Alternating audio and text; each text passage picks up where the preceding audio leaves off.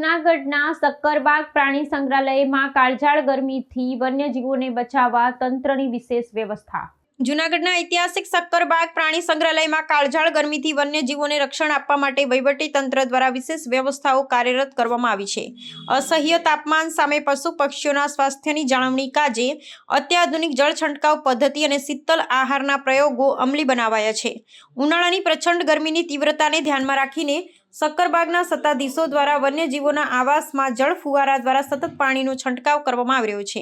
પ્રાણીઓના સ્નાન માટેના કુંડામાં તાપમાન ઘટાડવા માટે બરફના ચોસલાનો ઉપયોગ કરવામાં આવી રહ્યો છે, જેથી વન્ય પ્રાણીઓને લૂ અને ગરમીથી બચાવી શકાય। આ ઉપરાંત સૂર્યના સીધા કિરણોથી રક્ષણ આપવા માટે પિંજરાઓની ઉપર લીલા રંગની જાળીઓ લગાવવામાં આવી છે, જે વાતાવરણને ઠંડક પ્રદાન કરવામાં સહાયક સાબિત થઈ રહી છે।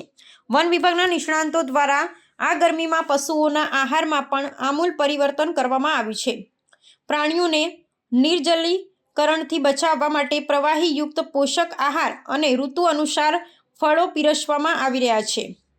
આ નવતર પ્રયોગનો મુખ્ય ઉદ્દેશ્ય પ્રતિકૂળ આબોહવામાં વન્યજીવોના શારીરિક તાપમાનને સંતુલિત રાખવાનો અને તેમની રોગપ્રતિકારક શક્તિ જાળવી રાખવાનું છે। વન્યજીવન પ્રેમીઓ અને તબીબોની દેખરેખ હેઠળ આ સમગ્ર પ્રક્રિયાનું અત્યંત ઝીણવટપૂર્વક નિરીક્ષણ કરવામાં આવી રહ્યું છે।